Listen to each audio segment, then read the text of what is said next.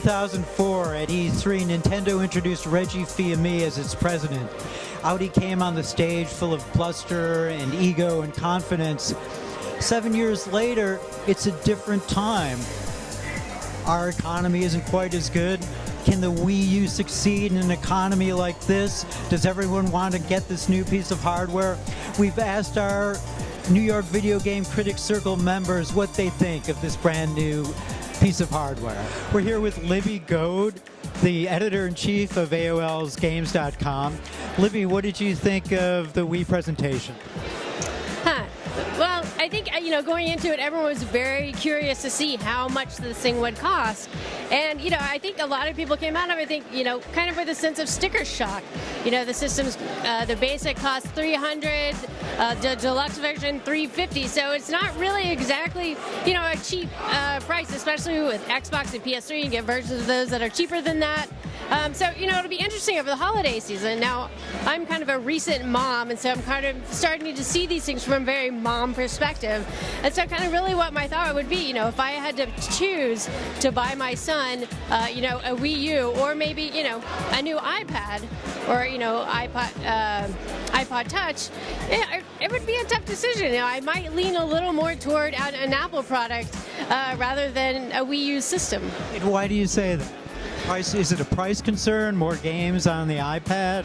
Well, I think it definitely is price, but iPad, is just much more versatile. Even though we are seeing, Wii U, it has Nintendo TV, you can watch TV on it, and obviously, there's that battle for the living room that's continuing with consoles and tablets and everything else. But the iPad is just much more versatile. You can do different things with it. Maybe you could do some homework on it, or you can play games online. And there's just so many games available that are great for iPad. It really is kind of a serious competitor to Nintendo and pretty much all the other console makers out there.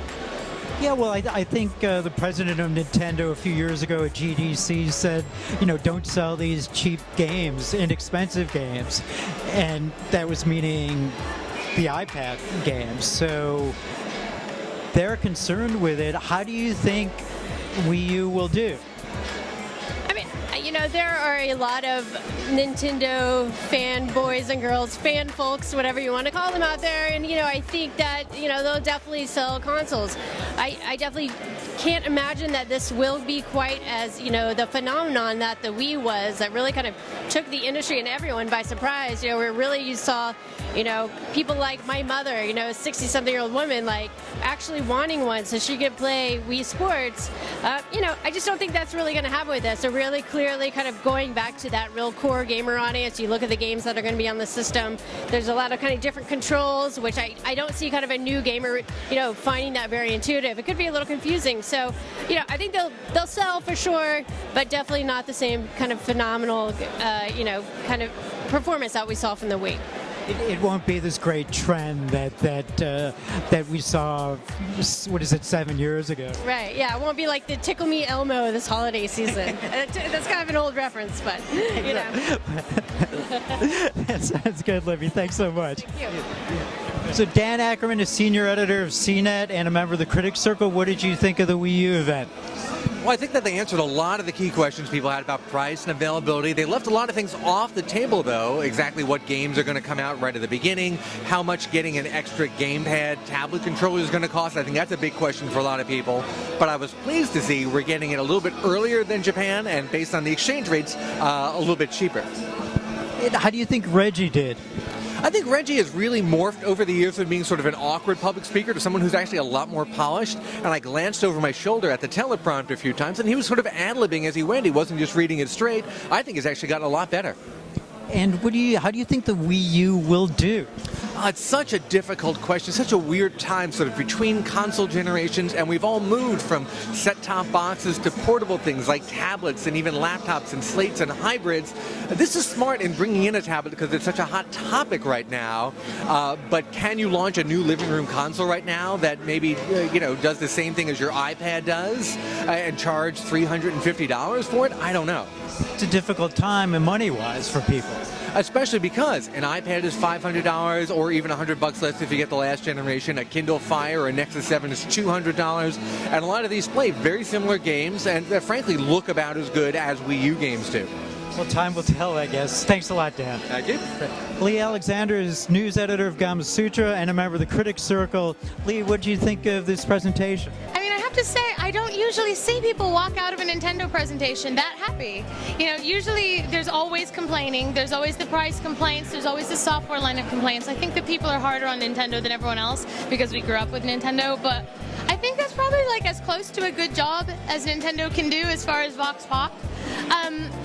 I don't think the price is as high as people are making it out to be. I think that we're living in a market now where companies they earn strong brand loyalty and people will spend to upgrade their product to a new product. Like if you look at how the Apple audience is, I think Nintendo is going after its market in a similar way.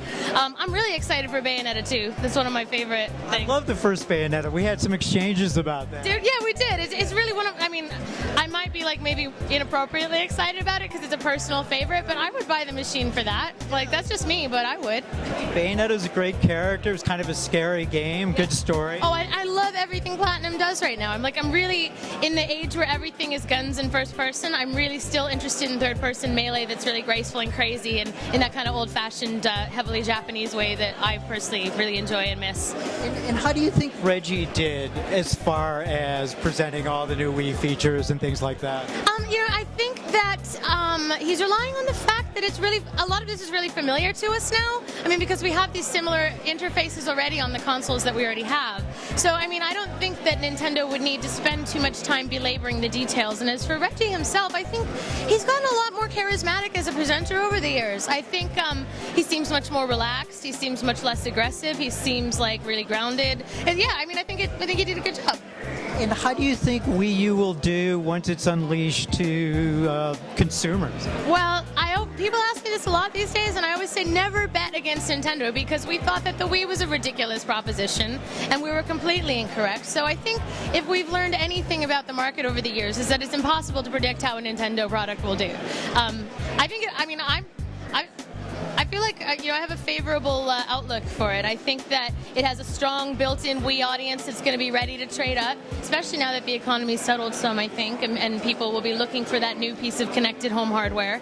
I think that Nintendo's definitely correct in that the console is becoming the broadcast tool of the living room for television and for Netflix and everything like that. And I guess I'm sure that price-wise it'll compare favorably to the next-gen consoles, like the next round that's coming. So, I think it's a good proposition, and I have a lot of faith that it'll do all right.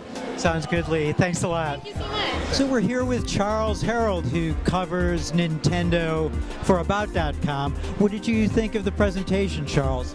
I thought it was interesting. There were a couple things that I thought was cool. I like that Bayonetta 2 was an exclusive for the Wii U. That was a nice little surprise. And I like the whole Wii TV thing because I'm a TV junkie, and so I'm curious to see how it all. I find the idea of having all these different things, your DVR and TV and Netflix, all in one integrated environment, but I'm not sure how that will work, and I actually am not subscribed to most of those things, so I don't know how it will work for me. So will you be doing Netflix via the Wii or something like that? Well, Wii U? I used to do it with the Wii, so I would do it with the Wii U. That's actually, I don't have like cable TV anymore, so I have to do everything through internet means. What did you think of Reggie's presentation? It was Reggie. He spent a lot of time hyping Nintendo Land, which for me is just, they can hype it all they like. I'm just not that excited about Nintendo Land. I don't think I ever will be. What games are you excited about? You mentioned Bayonetta 2. What else do you like?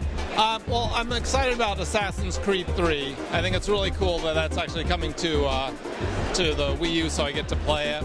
Zombie U still looks cool to me. I mean, I'm a little iffy because I remember when Ubisoft did Red Steel for the Wii, and it sounded like it would be cool, and they used all the features, and then it wasn't a very good game. So my worry is Zombie U will be like that. Something uses all the features, but doesn't do it that well. But I'm looking forward to that. Darksiders looks good, but I haven't seen much of it. And of course, Pikmin 3, which I don't think is here, but which I played before, is my number one game that I'm looking forward to. Pikmin 3 should be fun. One of the things Nintendo did not do was tell us exactly when the games are coming out. Did that bug you as much as it bugged me? They're coming out during the launch window. That's how it usually works. I find whenever they say these are the games coming out, some come out that day, some don't. So it did not bug me as much as it bugged you. As long as there's something I can play opening day, I'm fine. That's true and well put. Thanks a lot, Charles. Thank you. Chris Plante is editor-at-large at Polygon and a member of the New York Video Game Critics Circle. Chris, what did you think of Reggie's presentation? It was definitely interesting. I think the price feels a little high, and in general, I feel like we still don't know a lot. More details will be announced soon. We don't know how online works. We don't even know how the front menu will work. We don't know which games will be coming out on launch day. Yeah, that launch window I think is 5 months. So, I mean, we could be looking at, 3 games coming out on launch, and then 5 months later, around like April, we're getting the rest of the games? I hope that's not the case, but what positive things did you think you saw so far? That's a great question. Well, a lot of what I was looking forward to isn't actually here in the show floor. Project P100, or now the Wonderful 101, I think is what it's called. It's something that I think looks like it shows a lot of promise. They announced Bayonetta 2 that Nintendo will be publishing. That could have a lot of promise. We didn't actually see any gameplay from it.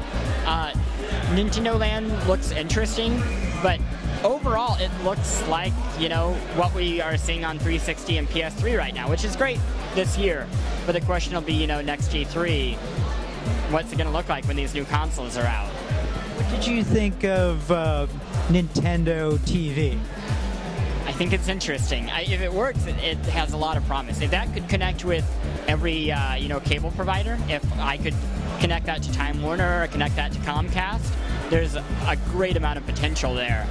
I don't see cable providers wanting to play nice with a company like Nintendo when they could make something like that on their own. But if it works, it's great. That'll be kind of the big question, is what type of compatibility it has long term. Back in 2004, Reggie came out with a lot of bluster and confidence. How do you compare that to what we saw today? I think there was definitely a quieter, softer, toned down mood. You could feel it in the room. The room was just quiet.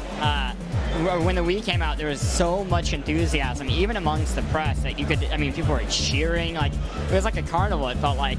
And here it was like, okay, we are seeing what we expected to see. We're seeing prices that we hoped we wouldn't see. The tone has definitely kind of shifted.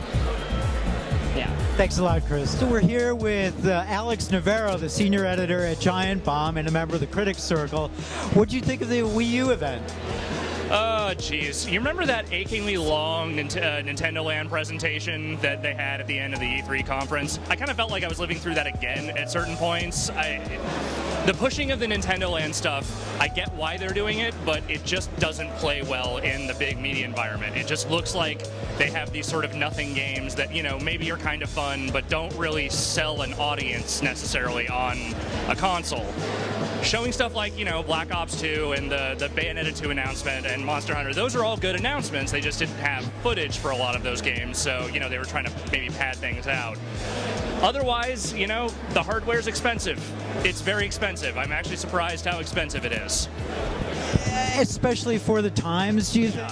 Yeah, it's like, you look at, what is the Xbox 360 starter kit is like, what, $200 now? Maybe $250, so it's like $300 for, the basic is just kind of not really that great of a value proposition, I don't think. Especially considering they haven't actually said what games are coming at launch yet, so. Yeah, that was a bit of a problem for me as well, but I guess they need another PR spike. Yeah. There are good games here. New Super Mario Bros. U is cool. Like, Zombie U is kind of a neat thing. The Nintendo TV, I hate the name of it, but the technology, Nintendo TV stuff looks cool. Like, that seems like a really good idea, and they actually organized it in a smart way. So, there are good things that they're showing here. I just feel like the presentation was a little scattered and didn't quite necessarily sell us on the things that we need to be sold on. What would you have done differently I would have put, well, for one thing, I probably would have waited to announce the date and the price until the end, because that kind of sucked the wind out of the room immediately.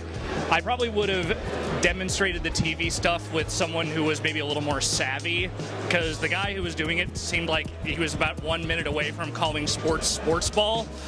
And I don't know, Reggie does not watch Breaking Bad, and if he does, he doesn't watch much of it. I'm a big Breaking Bad fan. So We needed a TV geek. yeah. There's someone up there who had a better idea of what they were doing, and I think that, you know, the Bayonetta announcement was cool, and that, like, that's all stuff that should have been front-loaded. Like, here are the big games that we're announcing right now. Here's this other stuff. Now here's the price and the date. I think they kind of went backwards on it, and it's sort of like, it left me feeling really weird about the way they presented everything. Right, they kind of shot everything at Yeah. the beginning, and that was it. Yeah, it was just like, you know, shoot your load immediately, and then, I don't know, like an hour of cuddling that's sort of weird and uncomfortable. I don't know. Yeah, so it was odd. It was odd. Well, hopefully they'll have a good launch. I mean, how do you think Wii U will do? It's tough to say. I mean, people are itching for new hardware, obviously. I mean, you can see it in the developers when you talk to them, like, they're running out of things to do with the current hardware, and they're, like, ready for this new stuff. And people are, you know, I mean, it's been, what, 7 years since a console launched at this point? Or, yeah, so it's like, people are ready. And I think, you know, I think it'll do okay. I don't think it's going to do the kind of okay that Nintendo needs it to do. Well put, Alex. Time will tell. Time will tell. Yeah, great. Thanks a lot. No problem.